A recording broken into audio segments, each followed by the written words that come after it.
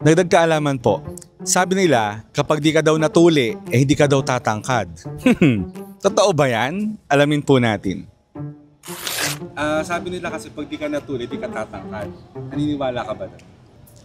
Oo sir.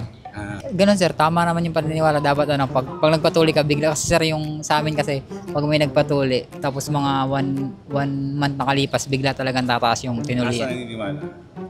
Naniniwala ka ba na pag tinuli, tatangkad o ano? Oo, naniniwala. Kasi parang yun ang naging tradisyon dito sa Pilipinas. Pero ikaw naranasan mo. Oo, tumangkad ako na nagpatuloy ako. Anong masasabi mo dun sa mga dito mga kad? Baka di pa sila tuloy. Sa totoo lang, walang scientific evidence na nagpapatunay na ang pagtutuli ay may kinalaman sa height ng lalaki. Walang koneksyon ang balat ng ari sa growth hormone ng katawan. Ang responsable sa pagtangkad ay ang growth hormone na nilalabas ng pituitary gland sa utak. Walang kinalaman ng foreskin dyan.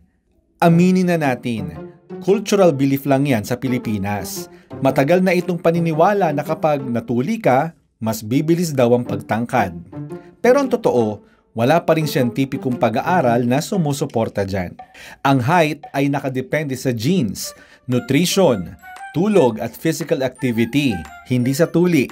Kung gusto mong tumangkad, mas importante ang tamang nutrisyon, sapat na tulog at exercise habang bata pa.